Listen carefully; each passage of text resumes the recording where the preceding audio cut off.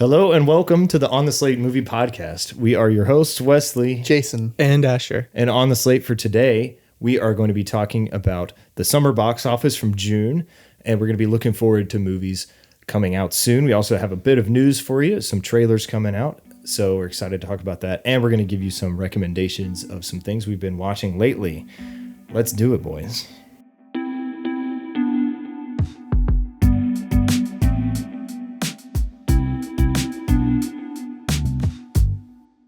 So how's the summer going for you, fellas?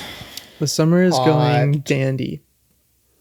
Hot or dandy, depending on who you ask. Speaking of summer, let me open this cold pop. It's, I think, Zevia, if you want to sponsor. This one's a poppy. it's a prebiotic soda. Hashtag poppy. Ginger. It's a classic cola. I'm sponsored by regular water. We're not sponsored by anybody, but if you would like to sponsor us. I'm sponsored First thing we do on this podcast water. is ask for money. What? So summer's going good. It's hot. It's good. Yeah, I'm about to go see my family for the July 4th weekend, so that's going to be fun. Happy 4th to everybody. By the time this releases, it'll already be after July 4th. But yeah, hope you had a great July 4th. Yeah, I hope you enjoyed some fireworks, some good food, some good family time. And if you're from another country, you just don't understand what liberty and freedom is like, apparently. So, oh my goodness. So there we go, USA. This is a movie podcast.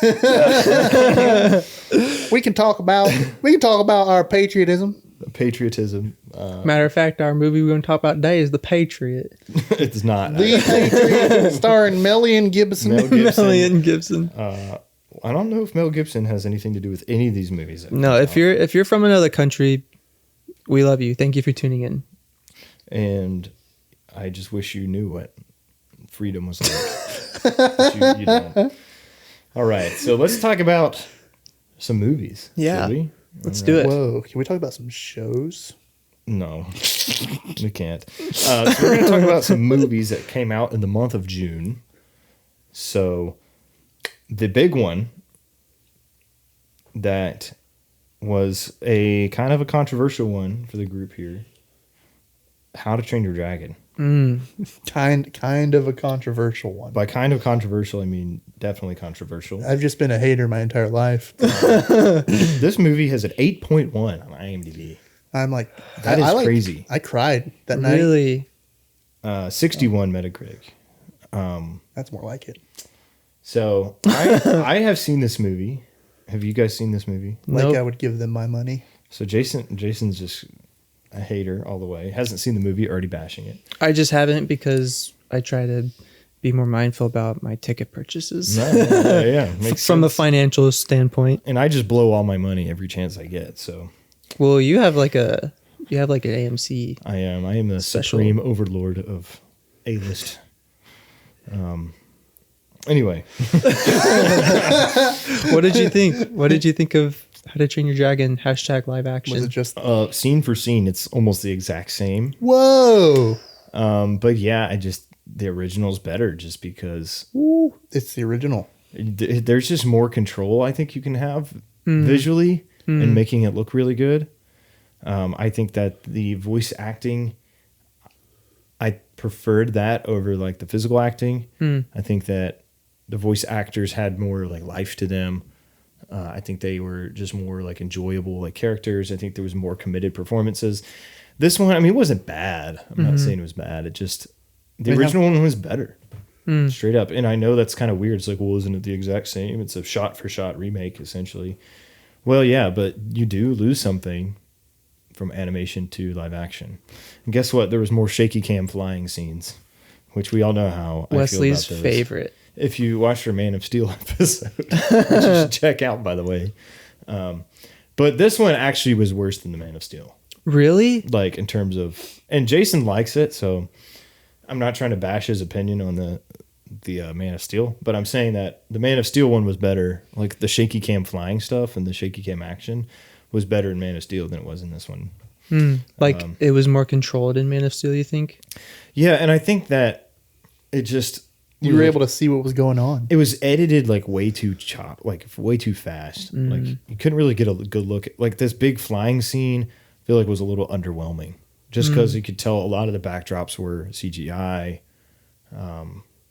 It's just like when you know it's animated, you know it's not going to look photoreal. So it's like you could be really creative with that. But then when you have to make something look photoreal, it's like, okay, the background just looks kind of grayish, like the lighting's weird. Yeah.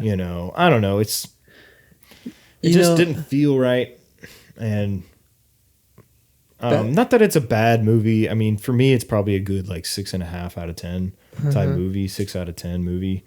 But like the original one's like an 8 out of 10, right? Like 8.5 kind of movie. It's a really solid animated movie. The score was fine. The score was the same great score. Yeah, it's very similar. I like Gerard Butler as Hiccup. Or wait, no. Hiccup's dad. Hiccup's dad. Yeah, Stoic. Which is a pretty cool name. Like as a dad and Stoic. as, Yeah. that like that burly of a man and having a name as Stoic, like it's pretty cool. Yeah, and I think that the interactions between Hiccup and his friends were funny. Like, I mean, I thought it had a lot of what the original had. It just was like down a few notches in terms of quality. So, when you talked about how there were a lot of quick cuts in the scenes where there was a lot of shaky cam, that makes me wonder about their intention behind each shot, because this isn't like they're not out actually recording someone flying a dragon. They don't have camera coverage.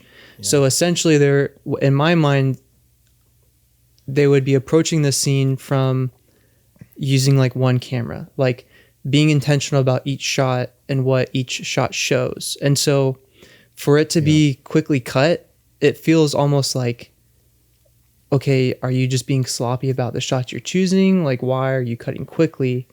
Like, there's a place for quick cuts, but there's also a place not for quick cuts. Yeah. And so, it could be to hide effects. It just seemed like if they would have just lingered on some of the shots just a little bit longer, like a second or two longer, I feel like it would have been a little more impactful. But I get it. Like, it's hard to create like a sense of motion when you're filming like something flying without like, I don't know, moving the camera or, I don't know, doing some interesting things with your camera work. So I don't think it was bad. I just wish my main thing was I wish they would have lingered on some of the shots a little bit longer. And I don't think you have to shake it. I don't know. Maybe people I guess people like that, but I get what it tries to do, but I don't know. It just feels like a gimmick, I guess, in a lot of cases. Not every case, but a lot of cases. It has its place, Yeah. There's a really good example that I feel like you would like, Wesley. It's in Treasure Planet. You guys remember Treasure Planet? Mm-hmm. Is that like it's an animated movie? Yeah. One of Disney's last 2D. I might have seen it when I was a kid. I don't really remember. Dude, it's such a good movie. I want to rewatch it. I've been like kind of just really digging into Treasure Planet lately. But there's a scene where the main character is like flying his surf. It's called a solar sailor. Basically, he's like, it looks like someone would be surfing in the ocean with like one of those wind or like it's like a surfboard but with a sail.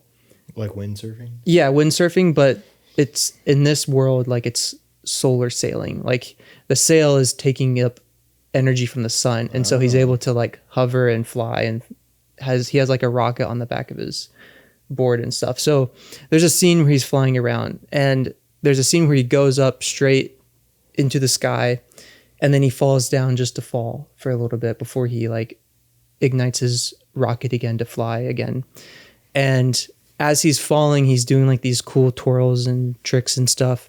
And the camera is actually shaking with him because, in my opinion, it's appropriately showing the amount of like energy and movement that's happening in that scene. But it's not over the top. Like the shaky cam isn't over the top. And so you can still clearly see what's going on. Yeah.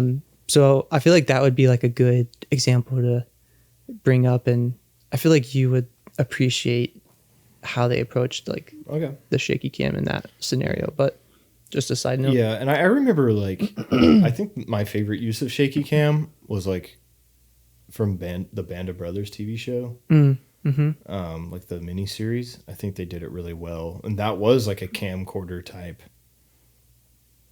like handheld style where there's an iconic shot of it's a soldier just like running through a field, and there's like a guy behind him, and the camera's like a cameraman is running, you know, with doesn't him. have any like tripod dolly or whatever thing going on. So it can be effective. And that shot had like no visual effects. It was just like putting you in that moment. So yeah, I don't think it's all bad, but anyway, that's not even like the biggest thing about How to Train Your Dragon. So maybe it's a little bit of a tangent there, but yeah. Some other movies that came out. Stop me if you want to keep talking about anything, but The Phoenician Scheme is a Wes Anderson movie. I missed it. I didn't get to see it. There's a lot of movies coming out, and it just never happened for me. But I've heard it's pretty like standard Wes Anderson. Wes Standardson. Dude, I'm laughing. Okay, thanks. That was funny. All right. Good I'm sure stuff. it has its witty humor It has Benicio del... and symmetrical Wait, is that cinematography. Benicio del Toro? What's his name? Did you see it, Jason? Yes, Benicio del Toro. You saw it with your No. brother, right? No, we ended up not going. Oh, He ended up being busy. shout out Kevin. I Come on, think. Kevin. I mean, thanks, Kevin. We almost went, though, but then we didn't. We went to go see Final Destination. Again? You saw it again? Again? No, we almost Oh, you're talking went- about... We went to go see it. Never mind. Gotcha. Yeah. Final... Final Destination. Asher is editing the podcast as we speak. I wanted to not forget our shout out, but All we right. can do it. We can do it in a little bit. So yeah, 6.8. Oh, sorry, I forgot to mention How to Train Your Dragon is at $459 million worldwide. $1 billion. Oh my gosh, $1 billion. No, yeah, so it's a good, That's a definitely a chunk good of run change. for it so far. I could use $400 million. It's a lot of money to buy your pet dragon. A lot of really cool stuff. I know, right? Like a new tail wing. And The Phoenician Scheme is at $34 million. Wes Anderson movies are never blockbusters. You know, they never make that much. But he does release them in the summers. This one is a 6.8 on IMDb and a 70 on Metacritic. Sounds kind of low for old Wessie boy. Yeah, I've heard it's not like one of his best. So Wes Anderson was like, I guess I gotta put out a movie. he is active. He makes movies like frequently. Asteroid makes City movies. only came out 2 years ago, right? Yeah. Yeah. And then F1, the movie, came out. Have not seen this yet, but I'm definitely going to go see this soon. Did you see the... Oh, no, go ahead. I was just going to say $153 million worldwide in its opening weekend. Not too shabby at all. I was thinking that this movie might not be that big. I was a little uncertain about this one, making my predictions, and I think I underestimated it a little bit. Brad Pitt bringing people to the movies. 7.9 IMDb and a 68 Metacritic, pretty solid. I was gonna say, did you see the trailer that they put out on Apple for F1? That was like a 3D trailer. What? Yeah, No. maybe I should have sent it to you guys. A friend sent it to me, but you probably could still view it now. If you have an iPhone and you don't even need Apple TV. You just go to the Apple TV app. You can watch the trailer, and it uses the vibrate motor in your phone to enhance the sounds of like the motors of the cars in the trailer. It was really cool. I was like, man, this would be really fun to watch movies on in general. Like if they just made that a permanent thing. It probably drained the heck out of your battery, constantly running your your motor in your phone. But it was really sick. Your I thought that phone's was cool. F1 motor. Yeah. Yes. The only thing is like it's super niche. That's literally could only be like phones. And I guess I don't know if tablets can vibrate. Yeah. And that's the thing. I was like, I really don't want to be watching movies on my phone because of small screen. True. But, that might be like a reason to kind of, I guess, alleviate the fact that you're on a small screen. I don't know. It was cool. It was cool. If you have an iPhone and you probably have the Apple TV app because it comes pre-installed, watch the F1 trailer on it. It's pretty sick. All right. Yeah, my friend, I haven't seen it. He went to see F1 last night when we're recording this. I think it was last night. He loved it. He said it was really good. Yeah. It's directed by Joseph Kosinski, who made Top Gun Maverick. Tron Legacy. He made Tron Legacy. Wait a second, really? Yeah, Joseph Kosinski directed Tron Legacy. Every time I fact check Jason, he's always right. So maybe I won't do that. I didn't know that. That's interesting trivia. Wow. Yeah. I knew that it was this. I knew that there was a connection between F1 and Top Gun Maverick, but I didn't know about Tron Legacy. Tron Legacy and Top Gun Maverick. I wish he was right. Yeah, he's right. I wish he was doing Ares. He was making a sequel to Tron Legacy many years ago, but that got killed.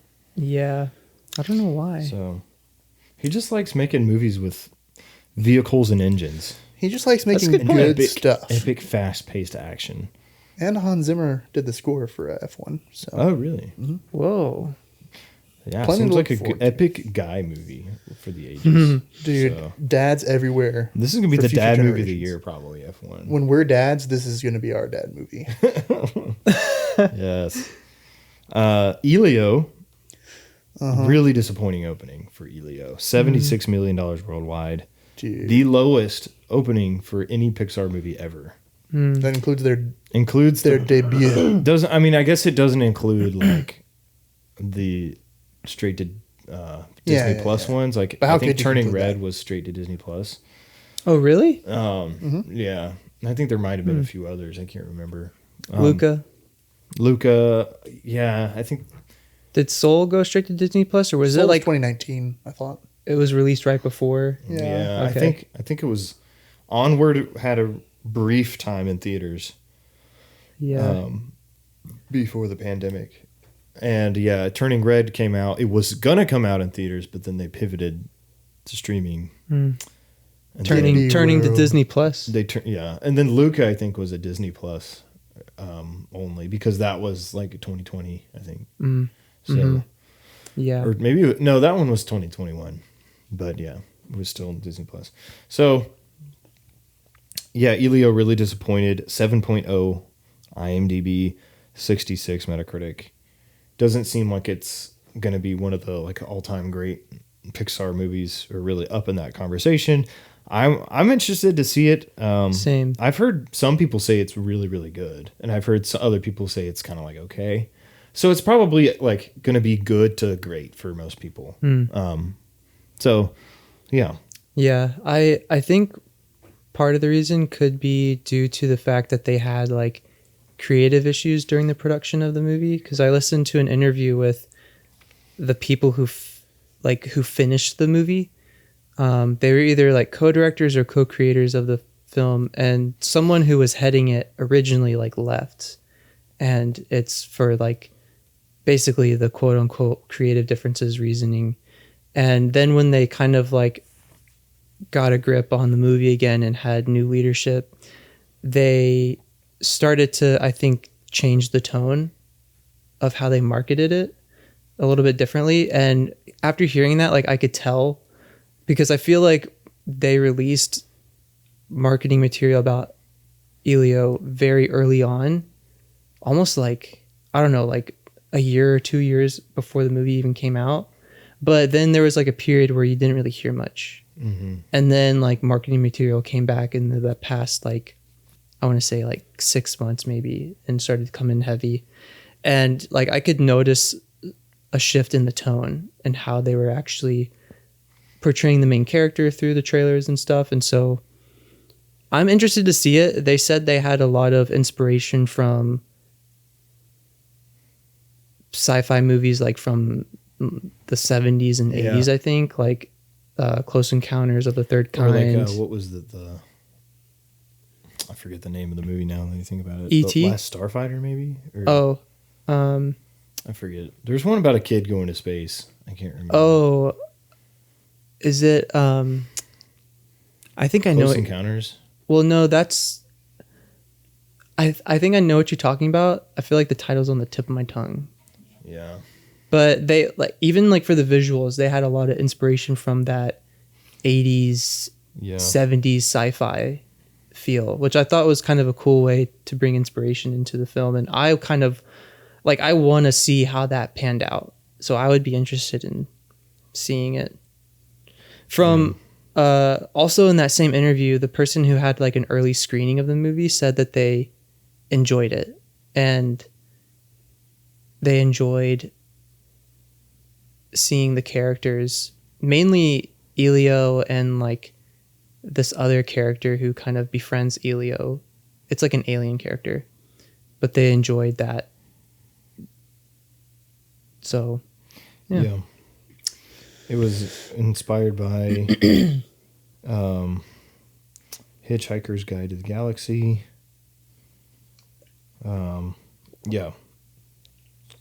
As well. So definitely an inspired movie, I think, and I'm looking forward to seeing it. Like I really, appreciate the Pixar brand. Yeah. Like rarely ever disappointed. I can only think of maybe like a handful of them that I don't like. I think they're usually really, really consistent. So, a little disappointing for Elio. I mean, in Pixar in general, just like their lowest opening ever. I'm not saying it's completely cooked, because I mean, 2 or 3 years ago when Elemental came out, that had a disappointing open as well. And it ended up sticking around at the box office and performing well over time. So maybe that's something that Elio would happen. I'm not convinced really though, because how crowded the summer market is, especially in July. Packed. Absolutely packed. And then even August is going to have some competition as well. So yeah, we'll see. We'll see with Elio. Am I the only one who doesn't like the character design like at all? Of Elio? Yeah. Like to me, it looks like the Grubhub commercials. I've never seen. Not in quality. I think the animation quality is still great. It's just literally the design of like the human characters. It's like, I don't know. Let me look up Grubhub commercials. I've never seen the Grubhub commercials. But are you saying like the way they went about the visual style?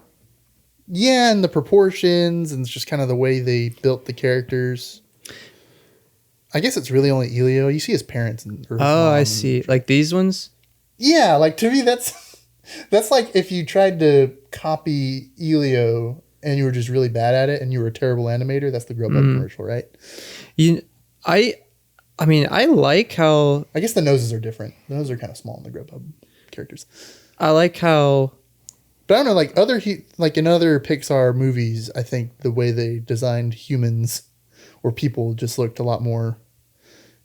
I'm not going to say natural, because like stuff like The Incredibles, people aren't exactly natural looking. But yeah, it's a lot more visually engaging. I don't know. To me, it almost looked like kind of you don't like the design. You're not necessarily criticizing the execution of the design. No. I think criticizing the design itself. Yeah. It's like, I don't know. It's like it just looks visually like boring, kind of ugly to me. Like the animation looks as good as any Pixar movie is.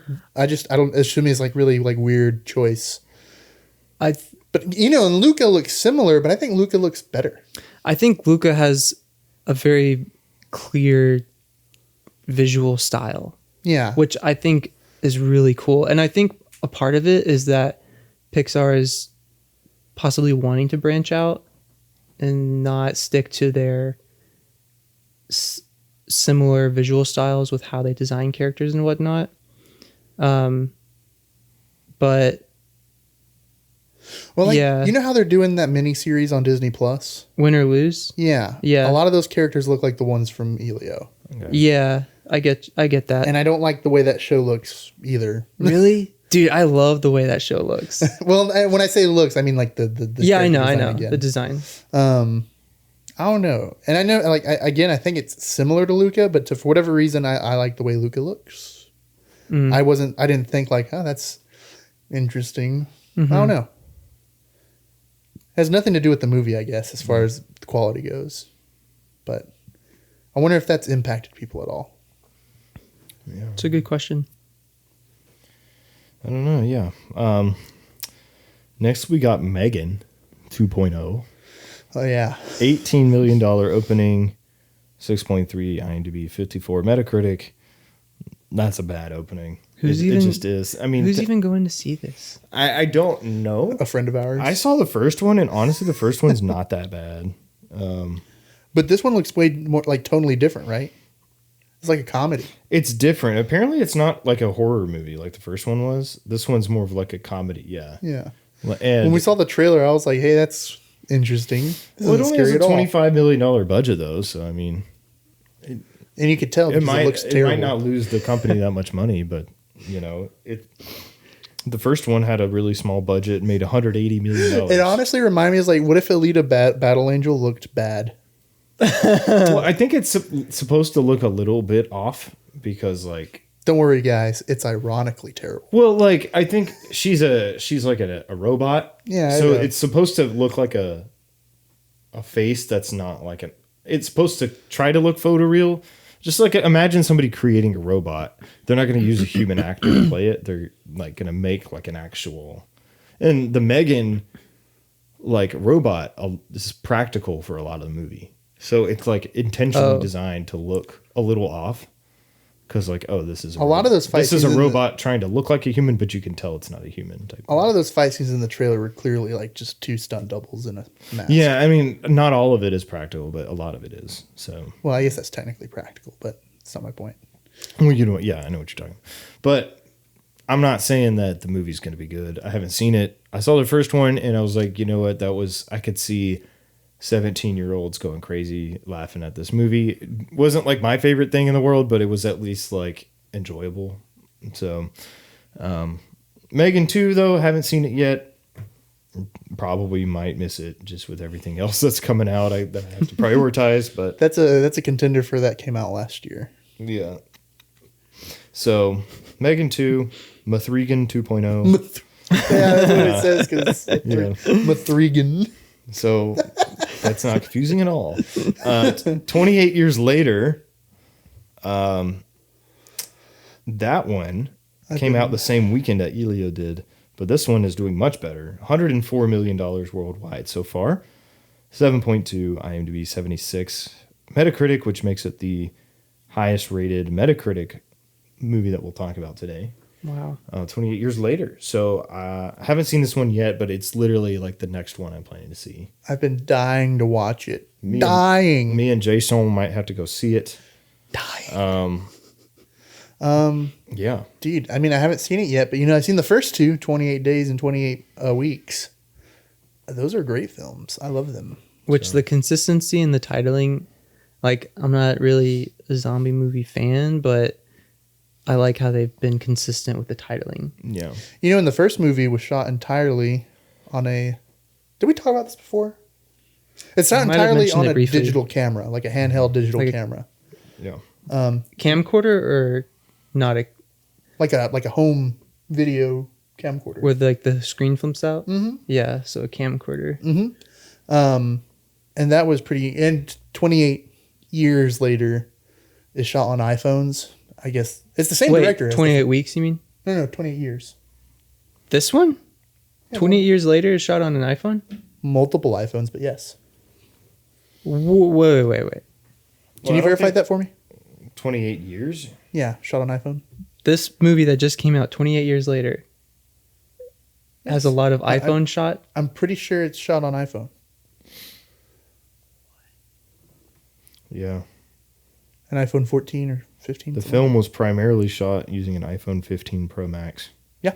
Which makes the film the biggest feature-length movie to be shot on a smartphone. Wait a second. Yeah, so the director, it's the same director who did the original film way back in like 2002 or something. In the essence of, I guess, maintaining how he does things, he's just filming things on what everyday people could get their hands on.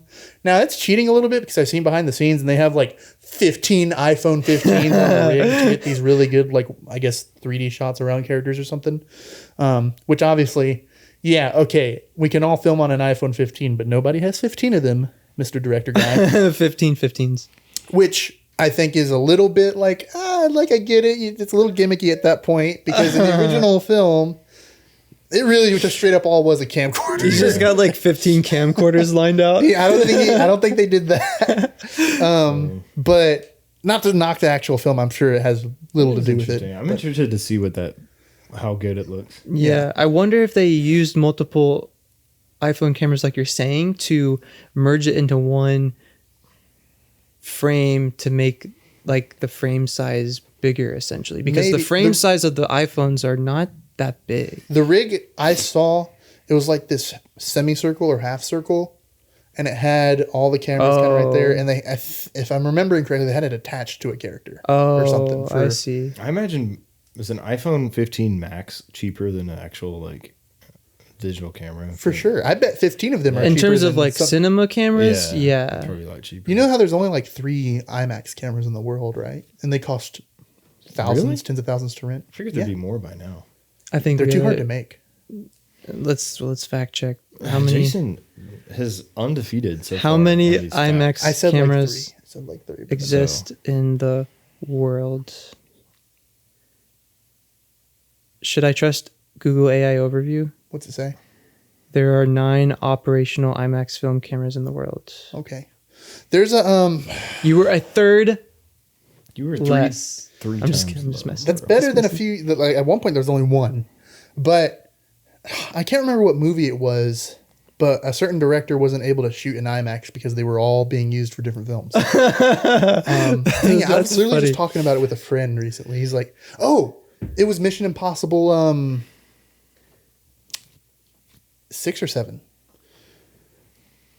Mission Impossible 6 or 7. One of those they couldn't." Because Chris Nolan's always got his hands on one at some point. I think it was 7. It might have been Dead He's Reckoning. probably got his next to him as he sleeps. It was either Fallout or Dead Reckoning. One of them, you just I think it was Dead Reckoning. He couldn't get his hands on an IMAX camera because they were all out. I think they were filming Oppenheimer at the time. But yeah. So. Oppenheimer was like crazy with what they were able to do. There was like the first black and white IMAX. So beautiful. And I forget, is Odyssey the first full movie shot in IMAX, or is that another one? Completely in digital IMAX. Or is that another movie? Well, see, that's the thing. I could have sworn Endgame was entirely shot in IMAX. No. It's a movie that just came out or is coming out soon. So if you're talking about the iPhones being lined up like that, Jason, around someone, I think they're kind of trying to get almost a fisheye lens type shot. Maybe, I don't know. I think it's more on the lines of maybe getting changing, almost like having one continuous field of view, but then like changing what you're seeing, almost as if the camera is going around the person. Oh, I see what you're saying. Kind of like a 360. Yeah, kind of like if you would literally just move the camera this way. Yeah. But instead you just have all of them record at the same time. Yeah. And just kind of edit it to where it kind of looks that way. Yeah. Because they did that for the famous bullet scene in The Matrix. They had a bunch of cameras around on this circular rig as the actor bent backwards. Oh. And then they would just change the field of view to each of those cameras to simulate a 360 shot when they didn't actually move the cameras. Yeah, move the cameras. It's actually really cool. Right? It's really cool. It's probably easier on the actors because then they don't have to like wait there as a camera moves. You can you like cut the timer to record in half. Yeah. Well, 28 Years Later was not shot in IMAX. So it was shot in iPhone. It was shot on iPhone Max. It was shot on this thing. I would be very curious. This like is 12 actually, so I'm not really interested in seeing the movie, but I would be very curious to see what it looks like blown up on a big screen. I'll pirate it. I'll take pictures. All right, yeah, well, that's not the same thing if you take a picture. People, but it'll be on an iPhone. It'll be on a 13 Isn't there like Pro, a 16 now, or is it still 15? 17 comes out in September. Wouldn't it be? That's just kind of funny that there could be people recording 28 years later at the theater on like their iPhone like 16 or whatever. Which is a better quality camera than what the movie was actually shot with. That's pretty funny.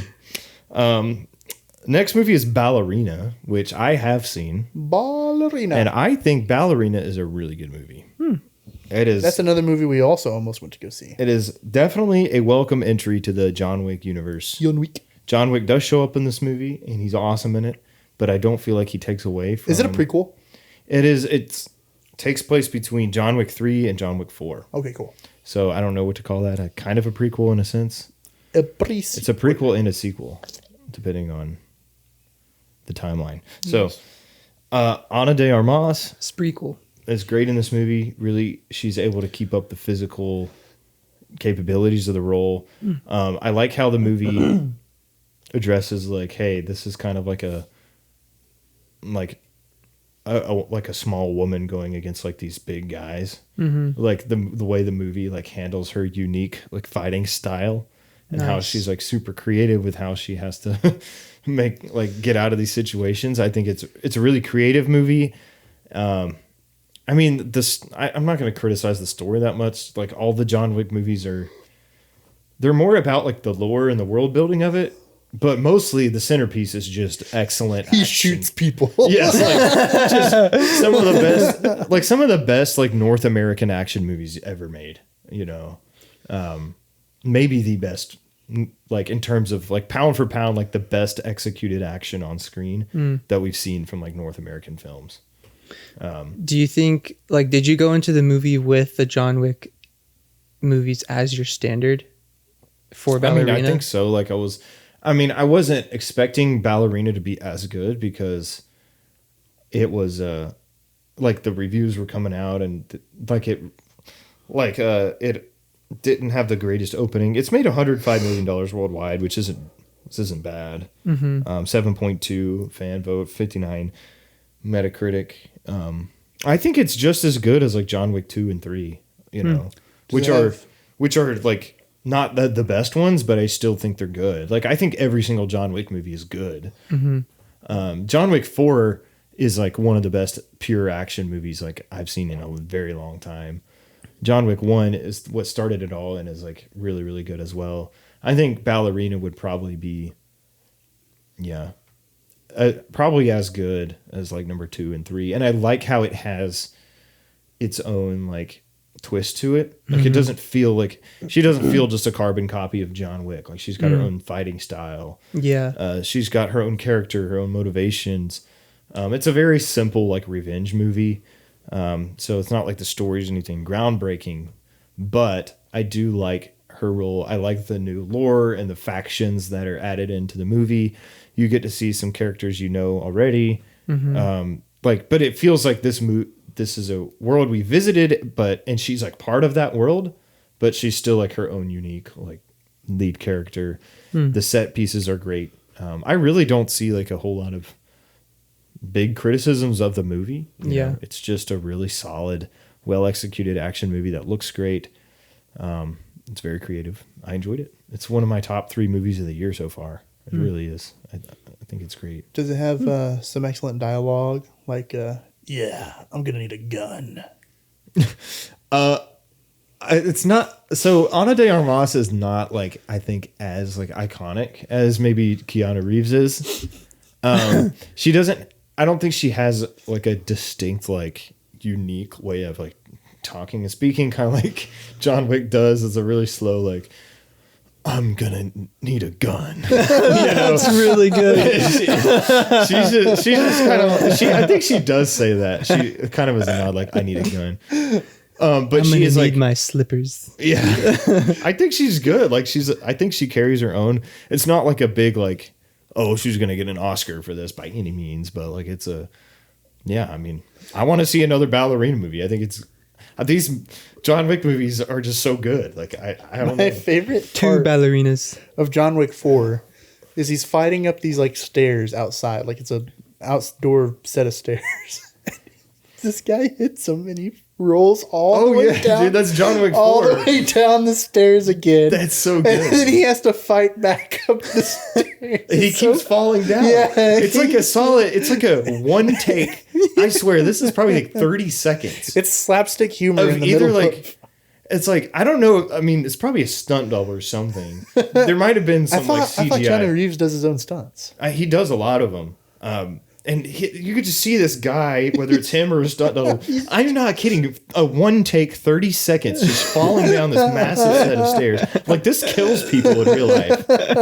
It's insane. Are they playing it off for humor, I didn't laugh. I thought it was. I was like, man, this guy is going I think it's. through it. I was laughing. I was like, this is funny. The movie is. I don't know if it's intentionally funny or unintentionally funny, but the movie is funny. Like I said, there's the line. He's like with Lawrence Fishburne under a church, and he's like telling him about where bad guys are or something, and he goes, "Yeah, I'm gonna need a gun." Or you said it better. Oh, the best one is. Yeah, I'm thinking I'm back. John Wick 1, that was so good. Oh, I need to watch it again. Now. Oh my gosh. But I think John Wick had more like emotion behind it because the first movie and the fourth movie are completely different, man. The first movie actually is a little serious, and the action is really like. Well, grounded. I think the whole franchise in general does a good job of towing the line between not taking itself too seriously, but also like taking itself. Well, watch the first movie and watch the fourth movie. And the first movie, it's just really good action. And the fourth movie, he's blocking bullets with his suit. You know, he pulls up his suit and it's like ding ding ding bang bang bang ding ding ding bang bang. Yeah. I mean, it's good. It's great. I love it. But it's like it's completely. Why don't they different. just shoot at the ankles? Yeah, he's got bulletproof socks. So, I definitely recommend seeing this movie. I think John Wick 4 is the best. But John Wick 4 is the best one. I can't really remember much of John Wick 2 because I watched it on an airplane. So I probably need to rewatch it. But I just remember he fights, what's his name? Common. Sure. In the ask me to name any character other than John Wick, and I'll never be able to. But John Wick 1 and John Wick 4, I think, are probably the most memorable, the best ones. And Ballerina, I think, absolutely is a great movie. Definitely a dark horse contender for a top 10 of the year. I was surprised how much I enjoyed it when it's all said and done at the end of the year. Right now, it's a top 3. I'd say I put it behind like maybe... I really liked Mickey 17 that came out this year, and I liked Sinners. Sinners is still like probably that number 1 movie, which is still in theaters and still making money. Really? Go Sinners. No.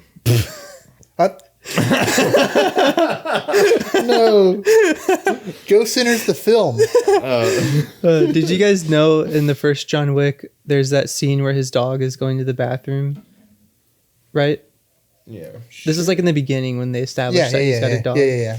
So there's a scene where the dog is going to the bathroom. If I'm correct, whoever's listening, you can fact check me, or you can fact check me now. But the dog is going number 2, and it is finished, and then it runs away, and the pile that's there is not real. Like it's CGI doggy doo-doo. Poop. That's incredible. Attention to detail from post-production. Thanks for that fun fact, Asher. You're welcome. We're like talking about the action. He's like, the dog didn't actually poop. Digital doggy doo-doo. Yes. No. Digital doggy doo-doo. All right. Asher, you've got a shout out for us, right? Yeah. I want to shout That's so goofy. Oh, man. So I want to shout out to your friend, who is now my friend, Zion. Oh. Zion. Shout out to Zion. Zion. So I met Zion when we got lunch the other Sunday, like 2 weeks ago or something. Jason, oh, that's when I was sick.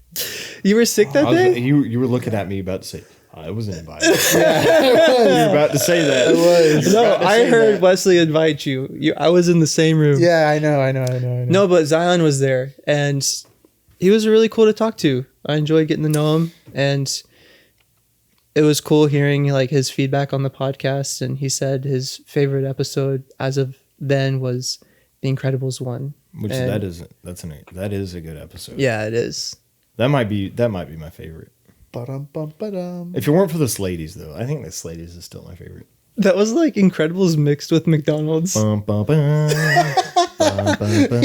like, in my head, I was like, I didn't say that. I didn't hum that right or whatever. But I was like, I don't think anybody noticed. And then a couple seconds later, you're like, it was like the Incredibles mixed with McDonald's. I was like, no, he heard everything, messed it up. Oh, man. Jason, don't ever change, man. Change? But what if my clothes get dirty? Exactly. Well, Zion, thanks for listening to the podcast. Yeah. Thanks for being my roommate. Zion. He's my new roommate, if you didn't know. he's got a cool And he motorcycle. listens to the pod. He's subscribed to the On the Slate Movie podcast, which is something you should do if you haven't already. And Ooh. and ring the notification bell and comment. Because if you do that, it helps us. It does. You actually get a warm, fuzzy feeling. Yeah. Knowing And you're also, supporting like, independent you creators. also get to see our nice videos and those beautiful thumbnails that Asher makes in your Aw. subscriptions feed. Thank you. Might as well smash notification bell while you're at it. Just ring the notification bell. So smash. You have to say smash. It adds the impact. Smash. You know, people are more likely to do what you tell them if you say smash instead of Is that true? click or press. Wesley. Yeah, you want to see here. You want to Wesley, could smash you that smash- notification like button And subscribe and subscribe. and share. You see here, this is how you support independent creators. You see? Plan. All right. Anyway, Moving on up. moving on. So Keep it moving. are we going to talk about how cooked I am for my predictions? You are that's right. cooked in the 2025 summer sun. So I'm not 100% cooked, but it's looking more and more cooked by the day. Bad Guys Part 2, I had at number 10. Number 9, I had 28 Years Later. Number 8, I had Elio. Number 7, I had Mission Impossible. Number 6, How to Train Your Dragon. Number 5, Lilo and Stitch. Number 4, Jurassic World. Number 3, Thunderbolts. 2, Fantastic Four. 1, Superman. So right now, as it stands, number 1 is Lilo and Stitch. With $949 million. I had that at number 5. This is summer only, not total. Summer $949 million. Whoa. Second is Mission Impossible: The Final Reckoning. I had that at number 7.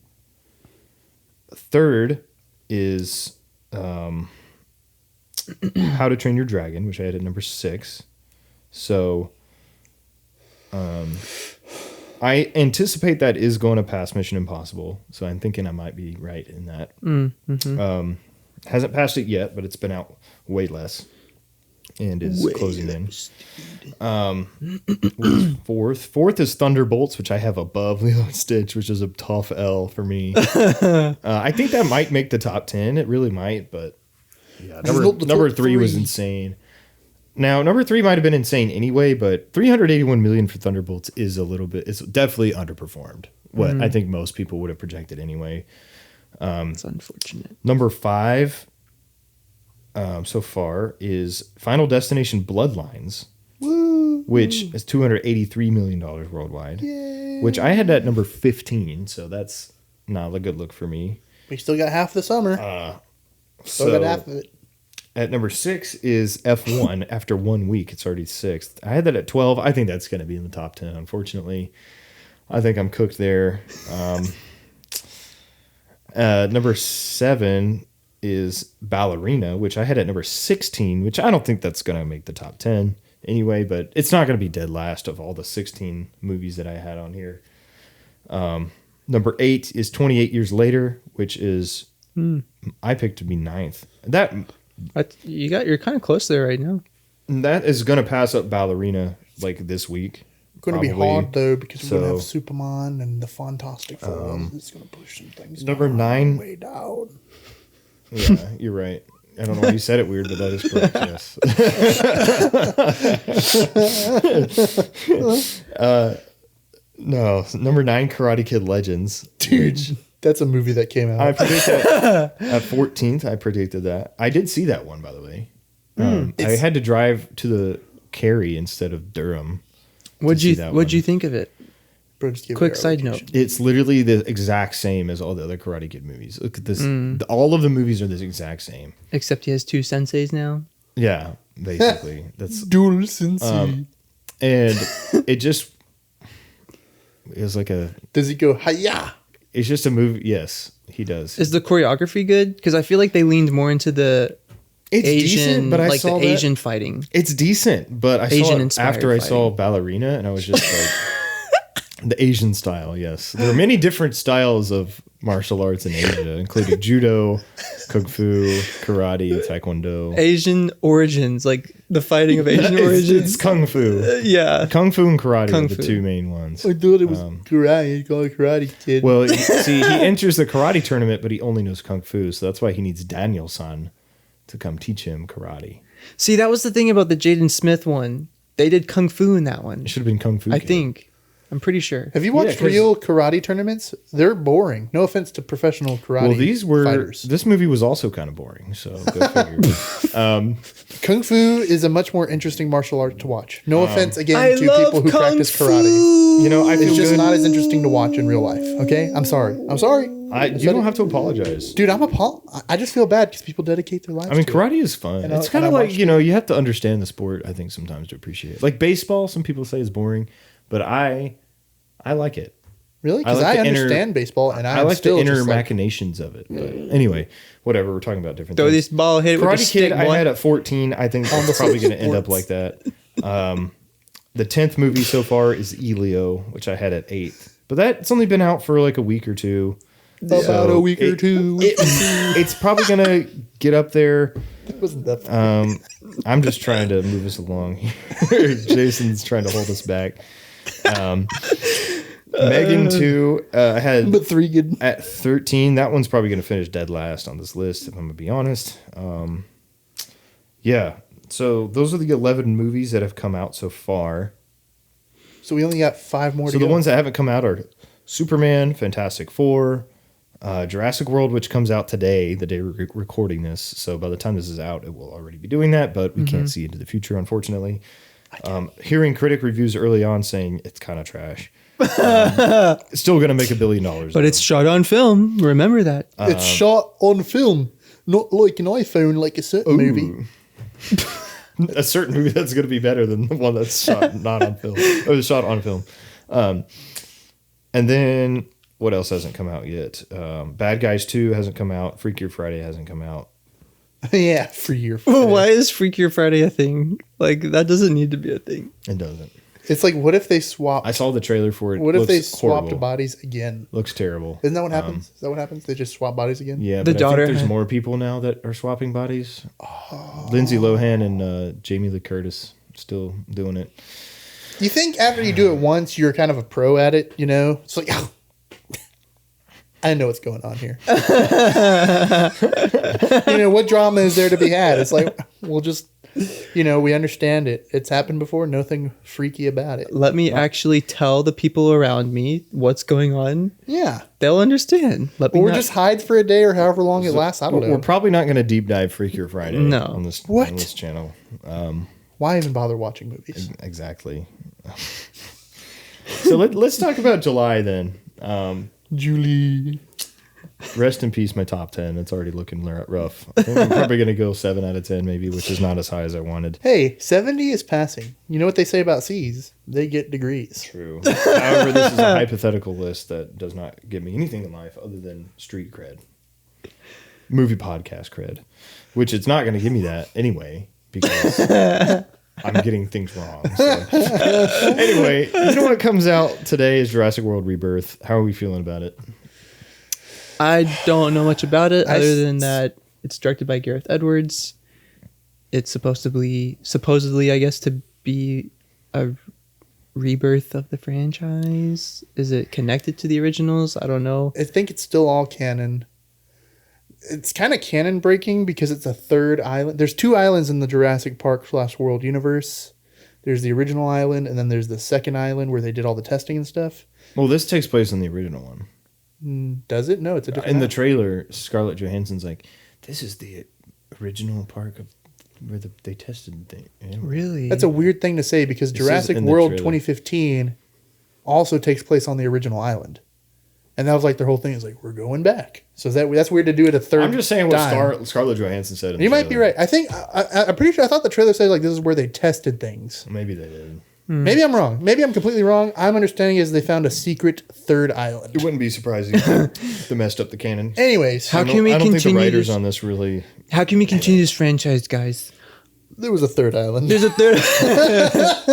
Billy, that's amazing. Get him a pay raise. I don't know, man. I watched Jurassic World 2015 back in the day. I was 15 when that came out, and even then, I was just kind of like, fake dinosaur.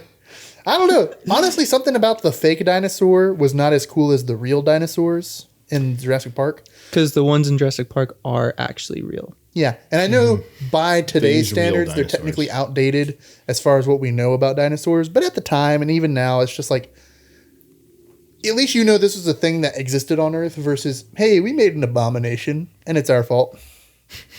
You know, I get it's like, you know, there's the whole like in the original movies, like your scientists were too preoccupied with whether or not they could. They didn't think about whether or not they should.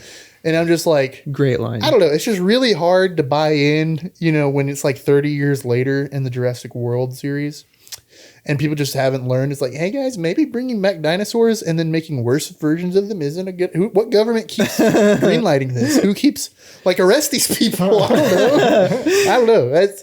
It's just hard to buy in. It's like the first time around, it's like, yeah, I think people would buy in and like fund it. And then when it goes all horrible, then it's like you can arrest people. But 3 times now or something, I don't know. I'm just imagining the white coat guy from the How It Should Have Ended YouTube videos. And he's like, here's a bright idea for you. Yeah, it's like my favorite one, believe it or not, isn't the first Jurassic Park. It's Jurassic Park 3 with the Spinosaurus. That's your favorite one? I love Spinosaurus. Dang, bro. I think about Jurassic Park. Spinosaurus. No, I don't think it's a better movie. I just that's my favorite. Oh, okay. Let's be clear. It does have really cool pterodactyl action in it, Yeah, I will say. kills that one annoying guy. Justice, you know. Well, it doesn't kill him. I think he actually lives, but they imply that it kills. injustice. Anyways, I really like that. That was like scary to me. The Indominus Rex or whatever from Jurassic World is just like gray monster. I don't know. Well, it hunts on purpose. It doesn't hunt for food. It kills people because it loves it or something. I don't know. For sport. I don't know. Well, love it or not, they always make billions of dollars. So It's a shame because they're love going to keep making Big them. Dinosaur, They're going to keep making them. But you get billions. Big Lizard. But July 11th. you're butchering it.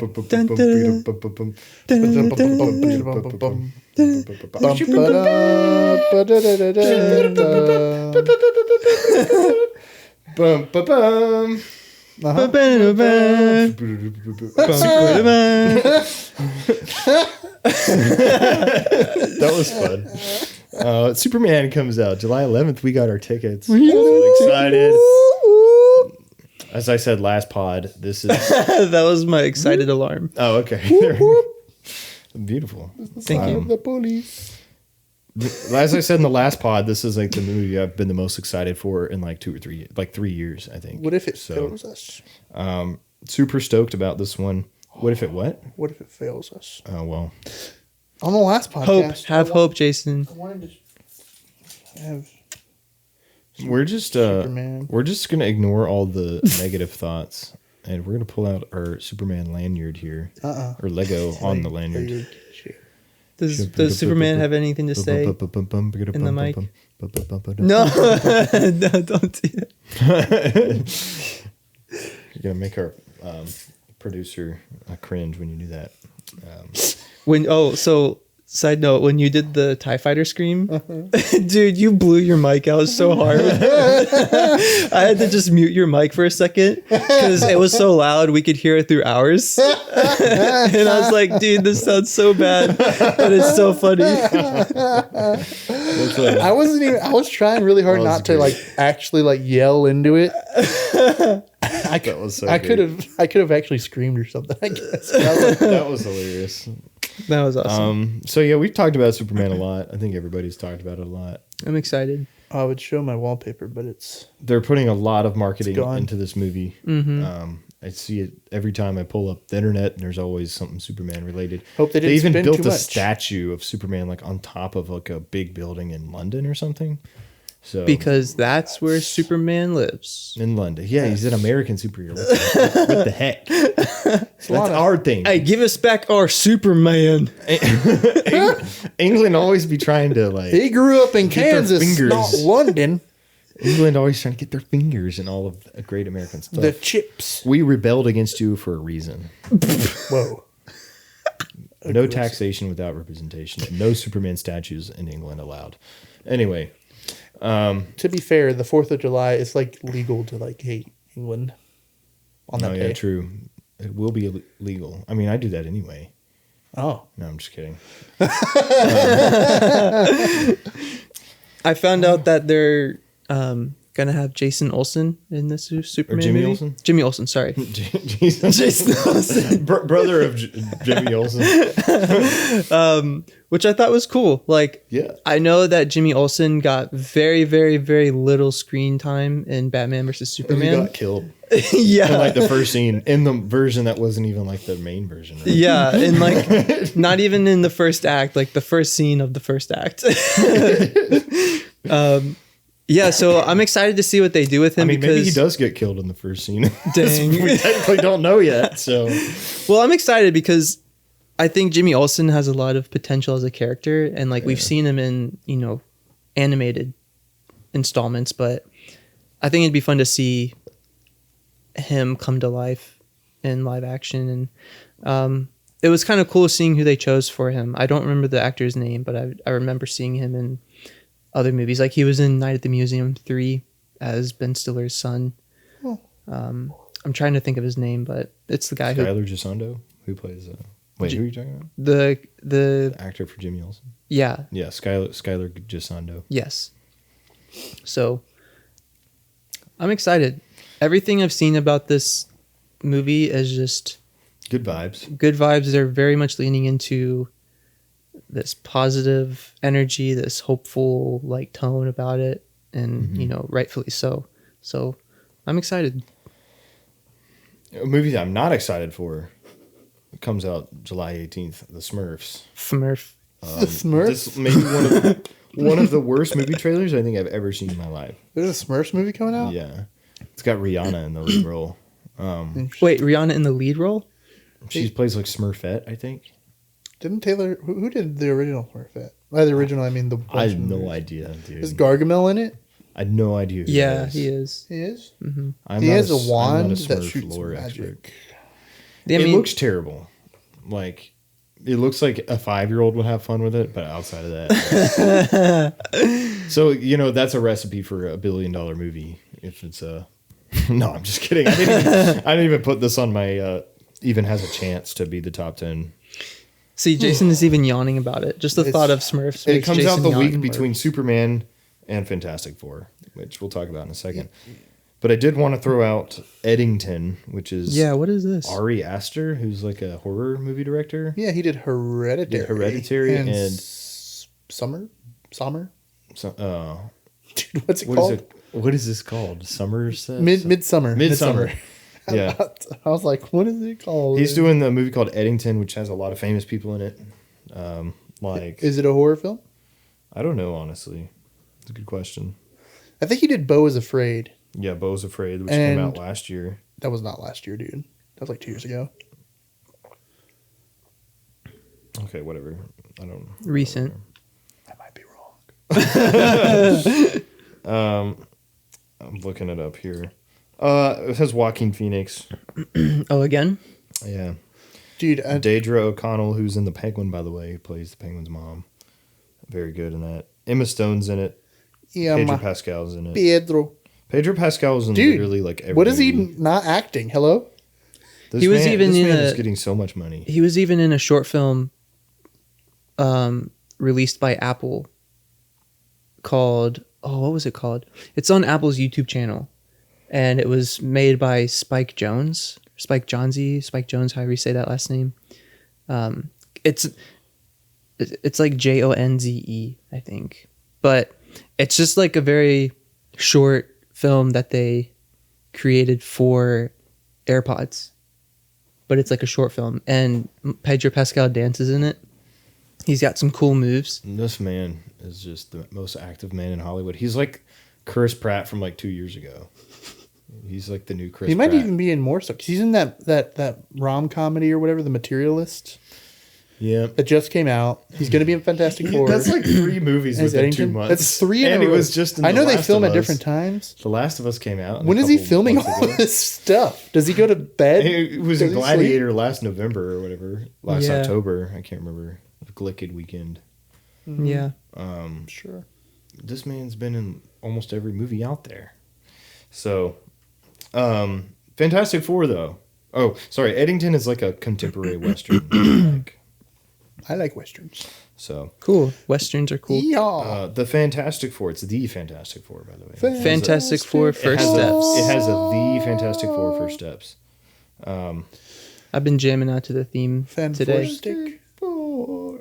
Four sticks. I think the trailers look good. I like the visual kind of style that it has based off the trailers. Yes. I'm excited to see the MCU actually like do something that feels like that's connecting to the MCU. Mm-hmm. You know, like I feel like this movie's actually going to propel us forward. So Like a rocket, perhaps. yes, like a rocket. Haha, funny because they fly in a rocket. Reference. And they have a fantastic car. Is it a Fant rocket?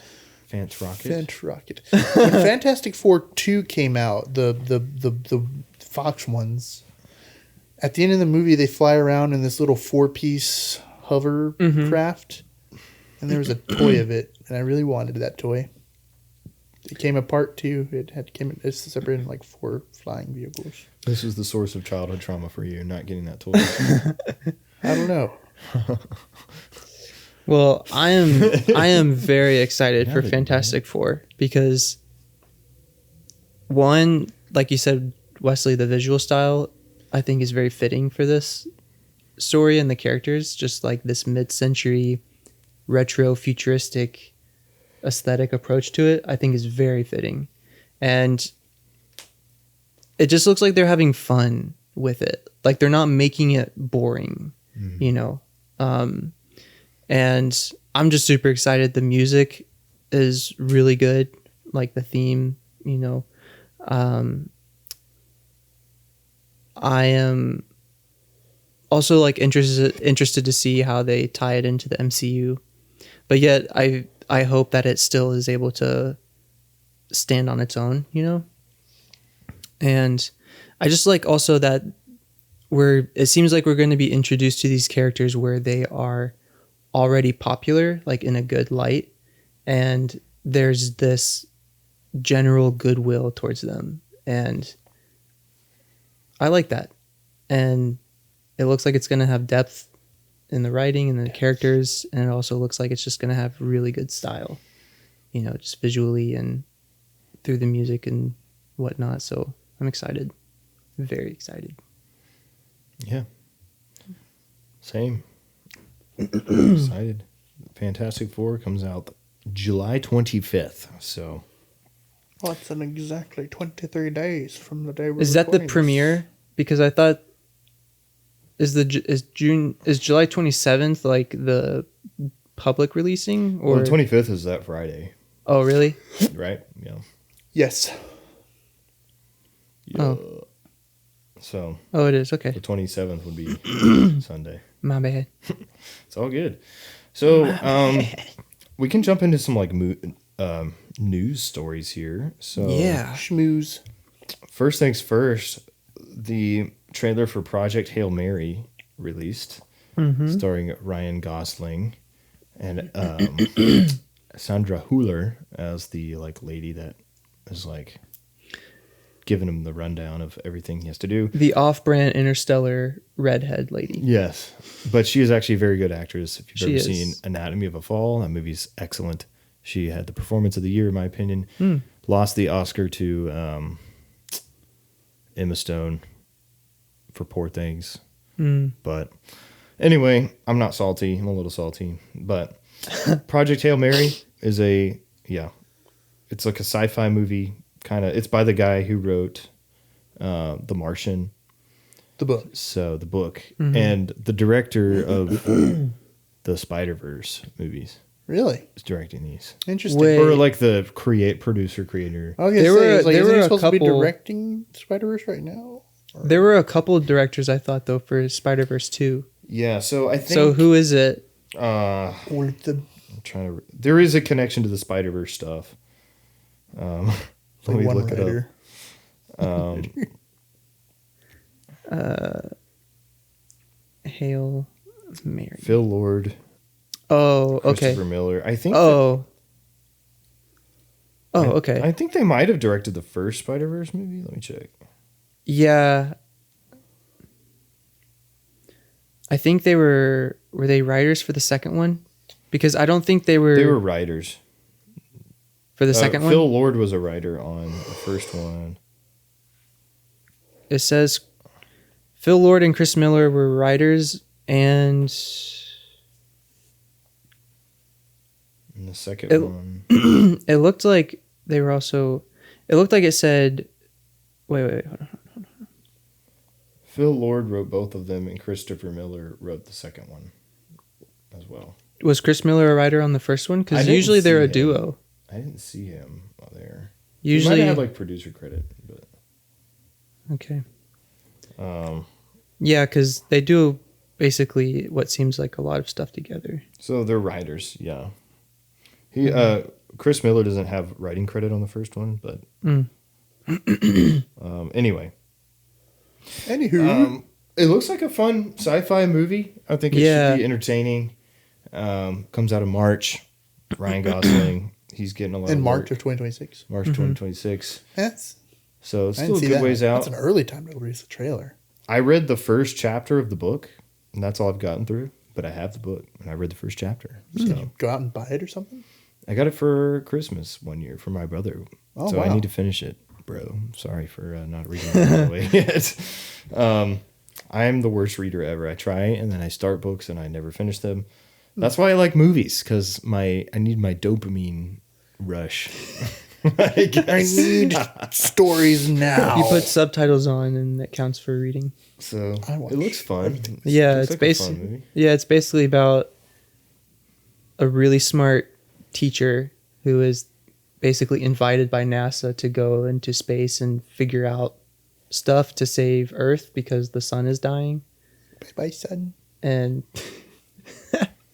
and that's where the trailer kind of starts off. So by the looks of it, like, I already enjoyed Ryan Gosling's performance in the trailer, so I just feel like I'm going to really enjoy his performance in the overall movie. I was gonna say, put Ryan Gosling in a movie, and I'm gonna watch it. I'm gonna watch it. He also meets an alien in the trailer, which that's going to be interesting. It looks like they're not playing it in a horror sense. It looks like they're playing it more in like he befriends the alien and they form some kind of bond and start to communicate and learn from each other, something like that. Yeah. But I'm interested to see like what this movie is going to get at, because they showed a lot in the movie that makes me wonder how they're going to cover all of that ground in the actual movie. Or sorry, they showed a lot in the trailer. Yeah. That makes me wonder how they're going to cover all of that without spoiling it, you know. So I'll be interested to see like how they go about it. Yeah. Did He's you going to be in. Is he going to be in 2 sci-fi movies that year? Isn't Starfighter come out next year? Or Oh, is it's it- 2027. Is it 2027? Yeah, it's 2027. I think next year is mainly just the Mandalorian and Grogu movie for Star Wars. Yeah. Another Pedro Pascal. Pedro Pascal. You know, the man's busy. What can we say? Did you see the trailer, Jason, for Hail Mary? Mhm. I didn't catch that it was coming out in March, but yeah, I saw that. Hmm. I saw it. Did you pick up on anything that you thought would be cool? I don't know, just like, hey, this is the Martian, except there's no Mars and no Matt Damon. Mars Damon. And I'm Mars on board. Like I said, you can't go wrong with Ryan Gosling. I don't think you can. It'd be really hard to mess it up. You'd have to give him some awful dialogue to ruin a Ryan Gosling performance. From my point of view, The Jedi. the Jedi are evil. There we go. I want to see we Ryan, did it. I want to see A Ryan Star Wars Gosling. reference. Dude, if 4 Ryan, episodes in a row. What if Ryan Gosling was Anakin Skywalker? dude, that's cool to think about. There That's- can only be one Anakin. That's cool to think about, though. Stop looking at me. That's just- I'm just kidding, Jason. I Are didn't mean you? to offend you Are personally. you kidding? You didn't mean to offend me personally. That's something you do all the time. Sometimes I do that on purpose, but not this time. Sometimes you do. Digital doggy doo-doo? No. Guys will literally say doo doo and laugh out loud. Oh my gosh. PetSmart sponsor us.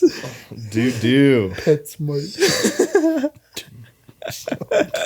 I saw our gender demographic of who listens to our podcast, and at one point it was 100% male. It teeters between 100% male and 99% male. So I wonder why.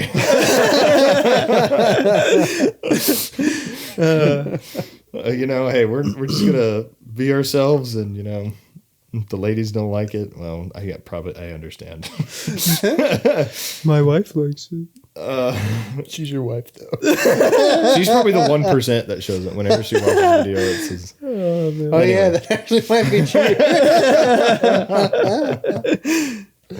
Anyway, Asher, Yeah. you have some insane stats. So, Jaws, Steven Spielberg's masterpiece, one of the best movies of all time. Many people, filmmakers included, will always include Jaws in their top 10 movies of all time. It's one of the greats. One of my favorite movies of all time as well. Probably make my top 10. Big Shark. It's on my Letterboxd 4 that you can It put, is. right? It is currently on I wish there. you'd write reviews. I wish I would too, but I don't. So I did write one review. Yeah, on a movie you don't even care about. Man. It was 3 words. I don't get it. Or wait, I don't. No, 4 words. I don't get it. 4 words. Yeah, I'm just gonna let Asher talk. Go for So I thought this would be fun to talk about because right now we're kind of in the 50th anniversary of Jaws. Jaws came out in 1975 on June 20th. And excuse me. And also what I thought would be cool to talk about is the fact that it's summer season right now and we're in the middle of the summer blockbuster season. Jaws is often considered to be the start of summer blockbusters. Before Jaws, the summer season wasn't really what it is now for movie theaters and movie releases. It was still popular to go to the movies because of the AC. People get out of the sun, get some cool air and find some entertainment. But it wasn't treated with the same energy as it is now and with the same marketing as it is now. And what's interesting is that Jaws was actually set to release Christmas of 1974, but because of production issues, it was delayed. And so Universal just decided to lean into that and just market it heavily as the perfect summer movie, which is very fair, I was gonna say, that's weird. It's I guess you wanted your movies to be successful. You release them during Christmas. Mm-hmm. But it's a summer movie. It takes place during the summer. Yeah. It's in the ocean. It looks hot. The characters are sweating in the sun. Yeah. And why would you want to watch that in December? You make a really good point, man. I think it's interesting that they didn't, I guess, take advantage of summer releases as much. It seems like when everybody and their mother is out doing things during the summer. Yeah. But I guess it's just weird things you just don't think about until it happens. Yeah. It is the perfect summer movie, though. Is it rated Takes place. R? I think not the first one. Are any of them rated R? I watched it. I think it would probably be PG-13 if it came out today. Well, it might be rated R from 75. There is a couple shots in it that kind of push the line of in terms of graphic. graphic blood and for gruesome 1975. Images. For 1975, it probably. I don't know. They were more lenient in the 70s and 80s. I feel like They were. Yeah, because I feel when I watch a PG-13 movie from that time period, I hear certain dialogue and see certain things. I'm like, wait a second, this was PG-13? What?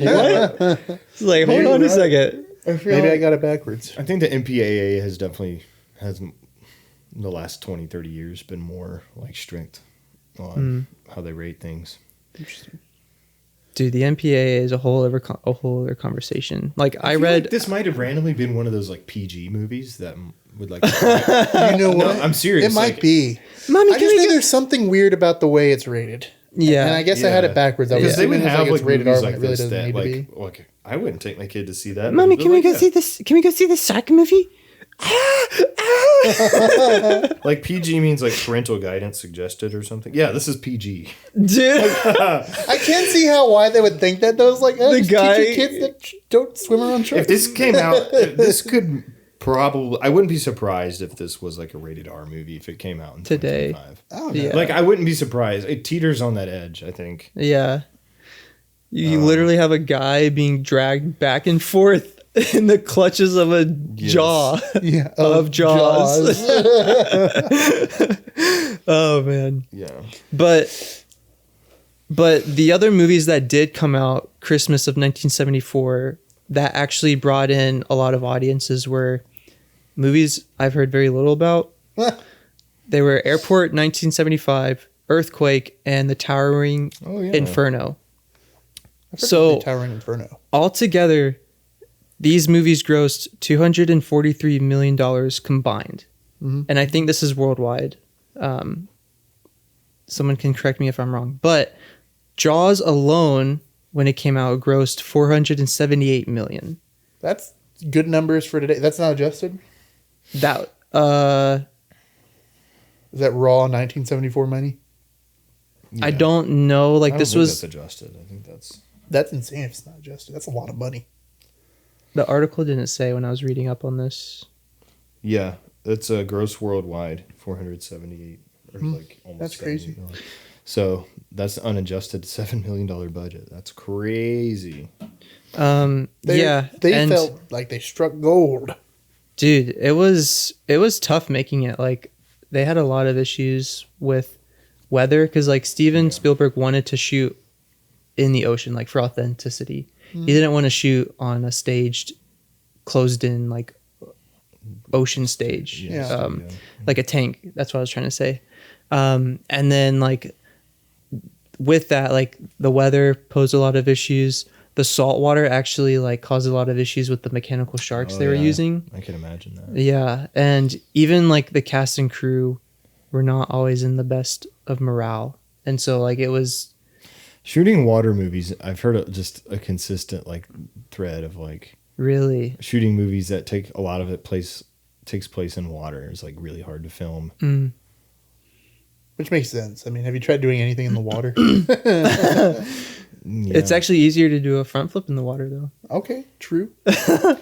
But anyways, what's cool is that by Sunday night of its opening weekend, Jaws broke the box office weekend record with $7,061,513 nationally, which is pretty cool. It's pretty cool. Yeah. They so- re-released it in IMAX, I think 2 years ago. Oh, really? They remastered it and like made it compatible with IMAX screens, and it looked. I mean, it was really really good movie. That's cool. Yeah.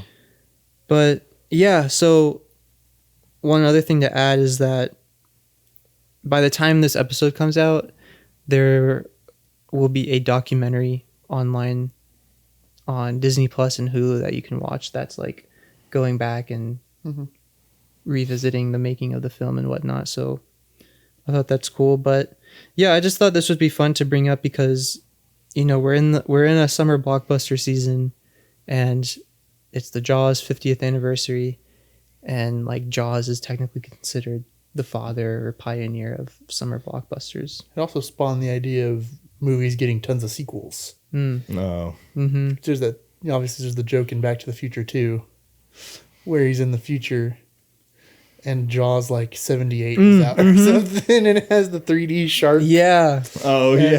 That's Because- the second one, right? Or is it the first one? I said Back to the Future 2. Oh, okay. Yeah. Yeah. Yeah. And that movie takes place in 2015 in the future. So That's they crazy. expected like, I don't know how many Jaws there was. I don't know if it was like 70 or 60 or something, or 15. I don't know. There hasn't been a Jaws movie in a long time. No, but at the time they were releasing We don't them. need any more. No. They were releasing them. We've had the Meg movies. Can Hello? I we can keep rolling if we want, but my computer's on low battery and I don't want it to die. Can I plug up the charger? Yeah, plug Yeah. up the charger. We can If y'all want to keep going, you can. No, it's or okay. if we want to No, push we this can out. we can cut it. We're good. We're live in 5, 4, 3, 2. So, yeah, I think Jaws overall, just one of the most well-directed movies I think you'll ever watch. Mm-hmm. And just everything from the terror that Spielberg is able to like build, you know, just this fear, like the suspense and terror. The tension. Of that scene where they reopen the beach, or they decide to stay open for the holiday. And the shark, what's the main character's name, guy? What's his name? Glasses. The sheriff, the cop. Yeah, the guy that's like, he's like anxiously like watching the waters. Yeah. And people are like coming up trying to talk to him, and like he's like trying to be nice, but like, hey, I'm busy. Yeah, that whole scene is like one of the most terrifying scenes. It's not because it's like overly graphic or shocking. It's just like the suspension and the tension that is earned, and it's built up and it's executed so well. Yeah. And then of course the final act where they're trying to like track down the shark and kill it. That is also just cinema. I think it's incredible. And the character pairings too, like the three men who go out, I think very, very much complement each other as characters.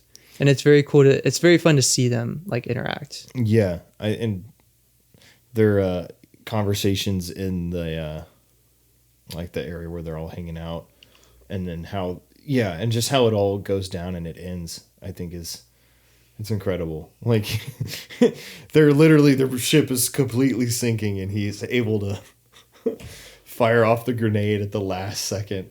I think that's incredible filmmaking. And just even like some of the minor things, like how he just stages a scene. Like there's just so much, like Steven Spielberg, I think does this better than any other director I've seen, of just like using getting every bit out of the production as he can. Every bit of the set and of all the characters on screen, he just wants to show everything that he possibly can to make you feel like this is a real thing, like it's happening in front of you.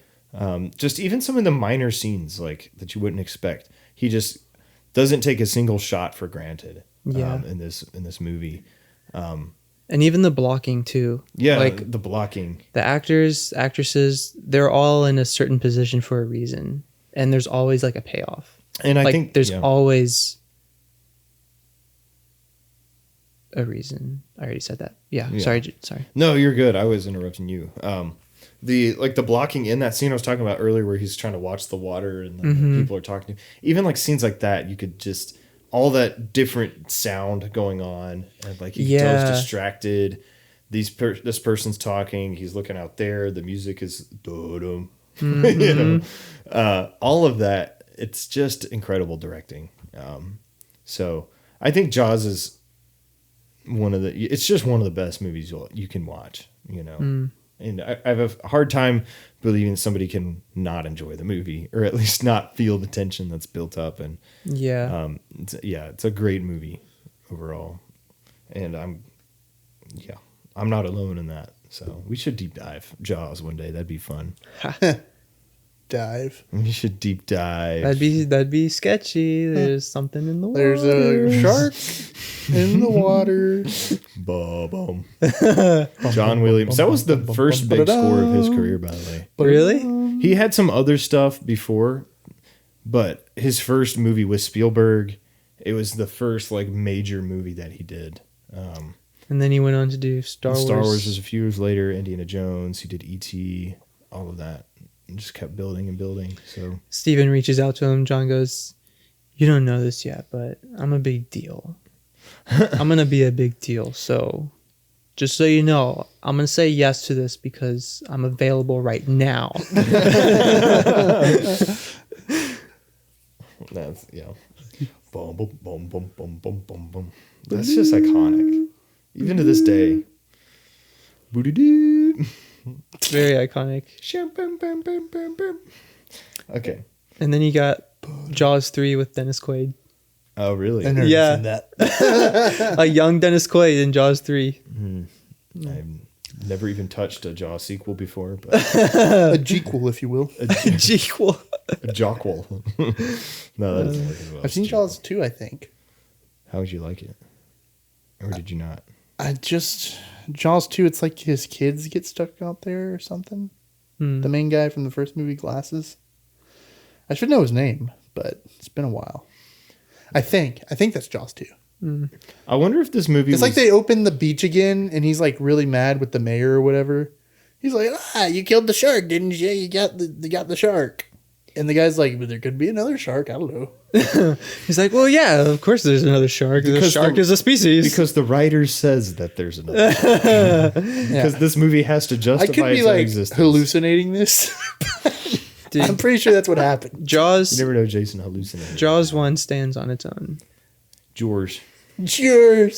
George. That's how my rest in peace, my grandma would have said it. George. from Nebraska. Just imagine every time Jaws pops up out of the water, he's just like actually trying to get help because his jaw's hurt.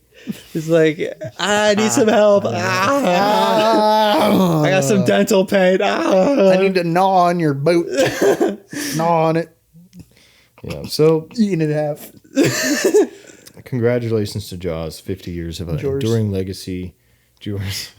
George, 50 years. Steven Spielberg, my personal favorite director of all time. Yeah, name every Steven Spielberg movie. Don't do that. Which actually, Steven Spielberg said for the 50th anniversary, he said he actually watched Jaws, like how an audience member would watch it. Thanks, if I'm correct. Steven. Just in the theater. Yeah, like I think he watched it alone in a theater or something like that. Has he never seen the movie before or something? Well, there was something. There was something where he said, and this is an article I briefly read and scanned over, but he said that he doesn't watch his movies. Oh, you know what? I think really? I've heard of that. I heard of that. And so this was like the first time he was to watch it, just to watch it, I guess. Does he like? Does that mean he doesn't he show even up to look the at the premieres? final edit? Well, I feel like as a director looking at the final edit, it's a little bit different. Yeah. But I don't know. Does that mean he was, doesn't show up to the premieres? Don't they watch the movie at the premiere? He was 29 I don't know, when Jason. this movie was released. I'm just saying. 29? I'm just He was saying young. what I briefly 29 and scanned. he was dropping blockbusters? It's over for me. 29. Dog. It's over. When I have no when it was blockbusters. released, so it was probably 27, 28 when he made the movie. Yeah. Jason, you have no blockbusters. I don't have any blockbusters. I'm 28, so I have to start like right now if I want to do the Spielberg art. I have a great idea. No, I don't. Do you? I don't have any. What's the opposite of Jaws? Gums. just like Dentures. toothless shark. the guy's just getting tickled as he's being bitten. Wait, instead of a shark eating a people, we have a people biting a shark. Now Ooh. it's a chef movie. And it's illegal. I don't have any good Is movie eating ideas. shark illegal? Yes. Oh, Well, maybe not entirely, but I'm just gonna not think about what I ate last week. shark fins. There are people, terrible folks out there who take shark fins, like harvest the sharks just for their fins and leave them to die or whatever, and they eat that. And that's illegal. I know that's illegal. Dang, bro. That's sad. That's tough. Well, fellas, let's do some recommendations. Why don't we? Fellers, Let's smack our jaws with some recommendations. Flapping Jaws. schmapping schmaws. Who would like to go primero? To One. K. I thought you were gonna vote for yourself. I would never. I volunteered Jason as tribute. I volunteered Wesley as go first. So that means I am the tiebreaker. What if I picked Asher just to cause some chaos? Then we flip a 3-sided coin.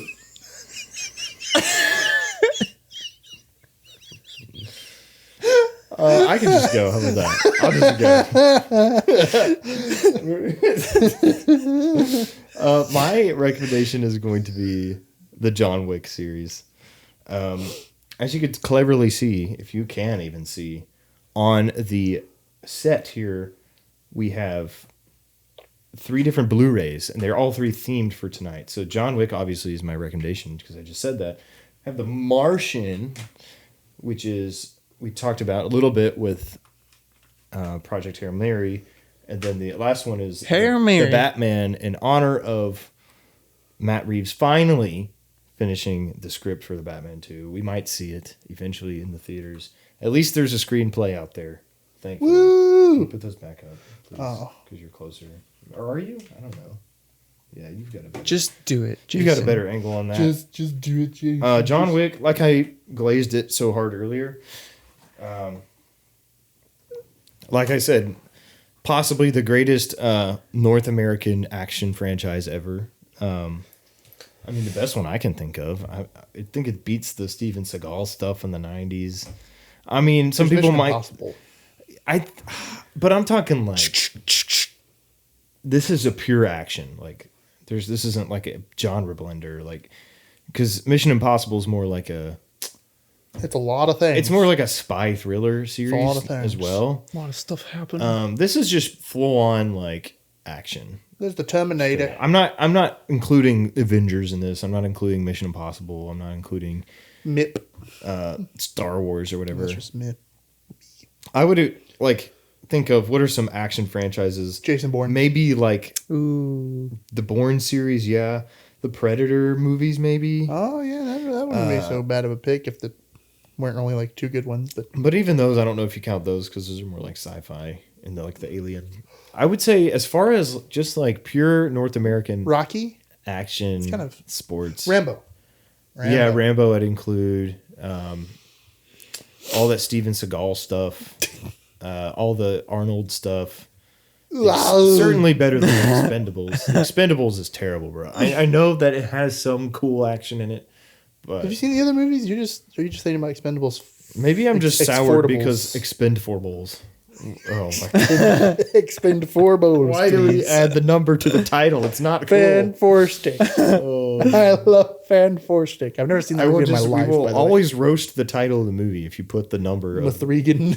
Mithrigan That's not 2.0. even the third movie. Fant 4 stick, Expend 4 bowls. There's got to be more out there. Expendable sounds like you're Into stumbling the over your Spider words. Verse. No, that wasn't a thing. Was it? It's Into the Spider-Verse across That's the the first one. Spider-Verse. Yeah, that's right. No. Beyond, That's like just- B is the second letter. of the That's just me alphabet, I making guess. it up in my head. Okay. Anyways. Well, anyway, I'm just gonna stick to that. we're done talking. John Wick, even including Ballerina, that whole franchise, all 5 of those movies, epic, great action, great choreography. I mean, unreal cinematography. How they're able to stage all of this, it's incredible. Really, really deserves more love. I think as like holistically as films in general. I think that they're really pushing the boundaries of what we've seen in action movies. Really, really long takes with like elaborate choreography, great set design, everything. Guns. The first and the fourth ones are the best, and I think those are S tier movies. And I think 2, 3, and Ballerina are probably like A or B tier movies. You know, they're all really good. So Which one is the one where he's fighting Donnie Yen? that's John Wick 4. Oh, okay. And that, I mean, that's the best one. That's the best of the John Wicks, in my opinion. 1 is really good. If you're a number 1 lover, I don't blame you. That one's got that sounded weird. That one's got Willem Dafoe in it, and yeah, he's like barely in it though.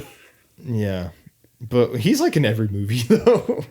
Willem Dafoe. Yeah, talk about a guy who actually doesn't sleep. yeah, It's Willem Dafoe. Willem Dafoe versus Pedro Pedro. Pascal. Who will win the most active actor award? Willem Dafoe actually did a voiceover for a Nike ad. Oh, really? Yeah. Was he like, just do it? No, I felt like he channeled his inner Green Goblin. Did you see? By the way, Willem Dafoe is going to play Ebenezer Scrooge. I saw that dude. I'm I'm so excited. The director is Robert Eggers. Let's go. So this guy did Let's Witch, go. The Northman, Nosferatu. So like these Wait, does that mean really it's gonna be weird, scary? creepy movies. And now he's doing was it Charles Dickens that made? Well, I thought he was doing that werewolf movie first. I don't know. Werewolf? Werewolf. Maybe he is. He might be. But I do know it's confirmed that he is directing like a Christmas Carol. I know. With Willem Dafoe's. I'm Ebenezer excited. Scrooge. I I am wonder if that means it's going to interested. be a little bit more scary. This is just gonna be crazy. I'm a big fan of the Jim Carrey one. The I know a lot of people don't animation, like yeah. it. That's a good I one. love it. Dude, I watch it every Christmas. The Jim Carrey one it's good. Ring, So jingle anyway, bells. that's totally unrelated. Who's next? Jason, you got the second most votes for going second. Did I? First, so that means you can go second. You, Rick D, you gave yourself a vote. You gave yourself 2 votes. I don't remember the votes. I- What's your recommendation? Whatever, man. Could you check something for me? What Nick- year did Heat come out? I think it's 1995, but I want to be sure. It's not another David Lynch movie. No, this it's a time. Michael Mann. Wes is like, enough with the David Lynch, This Jason. guy just forgot that I talked about this before. Wesley's getting mad that Jason's recommending good movies. This one came out in 1995. I was right. Okay, yeah. Al Heat, Pacino. Heat directed by Michael Mann, 1995, starring Al Pacino and Robert De Niro. Al Pacino. Yeah, so like kind of in a similar vein, although Michael Mann's not dead. To the David Lynch thing, it's the same group of friends. We finished that. We didn't watch any of the Twin Peaks films because we haven't seen the show yet. But we were like, what's all the hype about this Heat film? Because apparently a lot of people talk about it and it's referenced a lot. If you watch it, you'd catch the references. It's a movie that takes place in the 90s. It's following this group of this crew who kind of a professional like heist crew, and a cop who's kind of hunting them down. And I don't know, just something about the film is just so like beautiful, man. The way Michael Mann frames his films and the way he colors them, and it just looks, I don't know, if it just looks like the 90s. Never lived there, mind you. You But did for like 2 days. for like 2 days, yeah. I lived in the 90s for like 2 days. But it looks like how I imagine the 90s. He really loves the color blue because from there we watched a couple of his other films, which I'm not recommending. That might be for a different week or month. He just like really loves the color blue. So he's a lot of these like still shots are kind of shaded blue. They're like nighttime shots, and they just look so good. And not the fake blue that you see on TV where they like, oh, it's daytime, but we need it to look like night. It's like actually at night, but also shaded or shifted to hue this like really beautiful blue color. It's like almost like a dream, I guess. And some of the shots in the film. But man, it's just like, it's a really simple story too. You know, it's just like you got one guy, you got like 2 men who are like the same person, but they're on opposite sides of the law in Robert De Niro and Al Pacino. And you just get this, they have this conversation in the middle of the film. It's just like, you know, they talk about how like they're just not going to stop. They can't stop. They love what they do. They're kind of addicted to what they do. And they're like, what are you going to do when when we're in a situation? Because they kind of come to respect each other a little bit. And they both like, hey, I'm going to like kill you. You know, I don't know. It's just something really like cut and dry about it. It's just, I don't know. You don't see stuff like that maybe as much today of just movies about folks who just kind of like doing what they believe in. And you know, the kind of world around them, the side characters are kind of like fighting against them individually, each character, like kind of preventing them from doing what it is that they do. And in some ways they try to give into that, but at the end of the day, by the end of the movie, it's just like they couldn't give it up. And it results in consequences because of that. I don't know. It's just, I don't know if I'm describing it well, but it was just really good. You should just watch it. I don't know. Don't listen to me talk about it. Watch it. Yeah. Nice. Heat. Also, Val Kilmer's in it. Rest in peace. Yeah. Val Kilmer passed away a couple months ago. Yeah. Sure. Can we call you Sure? Like it's shortened it? Sure. What about Ash? I've been called Ash before. Someone in high school used to call me Ashy, and he said, oh, what's up, Ashy? Get it? Like, because your last name's White and Ash is white. I was like, I get It's it. not because your first name is Asher. It's because your last name is White. Ashmaster. Ashmaster versus the Taskmaster. Asher the Disaster. No, I'm just kidding. Disaster. Disaster. So my movie. Garfield. This is going to be the first rom-com Okay. I recommend. But I feel that saying it's a rom-com is like... Is this because you have a wife? I feel like it's an understatement. Is this something we wouldn't get because we're not married? Well, I'm just saying like rom-com, I think, sometimes has a negative connotation. So to me, it's just a good movie. But it's You've Got Mail with Tom Hanks and Meg Ryan. So my mom loves that movie. It's a really good movie. I've never seen it. Basically, Meg Ryan plays a lady who owns a bookstore in New York, and Tom Hanks runs a big bookstore that's coming to New York. And so his bookstore is basically running her bookstore, like it's running against her. So there's competition. And they kind of have beef with one another.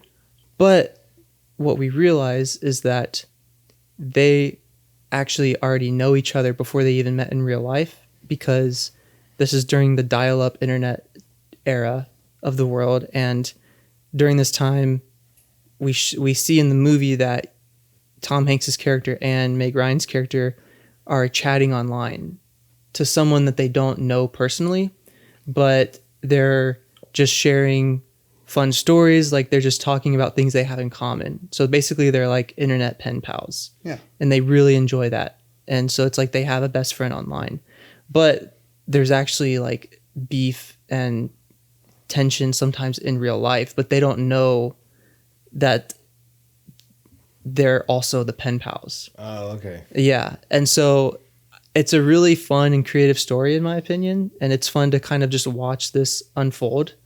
I can easily start talking about the rest of the movie, but I don't want to give it away. For me, the things that stick out about this movie is, one, the actor and actress performances. Like, they're just very good. And you enter this movie, for me, you enter this movie and you feel like these are family in a sense. Like, they just feel like very real and relatable characters. And like, it's almost as if you can just pop into the movie and just kind of exist and really enjoy just the environment and the atmosphere around you. Like, there's something cool about that, that I really enjoy. And it also has a very cozy like feel to it. Like, if you want to watch a cozy movie, this is a good one. It's in New York. You experience, I think, literally every season throughout the timeline of the movie, like in New York. There's something very cozy about that. And it has some good soundtrack music to it as well. Plus the score is good too. Let's see. So I think like the dialogue and the writing is really good. And Tom Hanks and Meg Ryan definitely have like a lot of chemistry on camera, which is really fun to watch.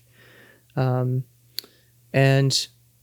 yeah, I wouldn't say, I was trying to kind of notice or like pay attention to other things about it that could be noteworthy.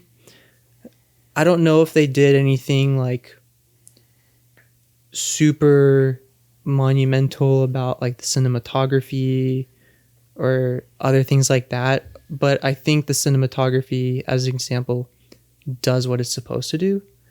And I think the characters is where like this movie really shines, and the writing and the dialogue and just the chemistry that people have in the film. So yeah, it's just got a very heartwarming story. It's funny. There's like, in my opinion, like some moments of like inappropriate dialogue, but it's like a handful. And then there's like very mild language. So other than that, wholesome and good movie to watch. So You've Got Mail. All right. Boy, do I. All right.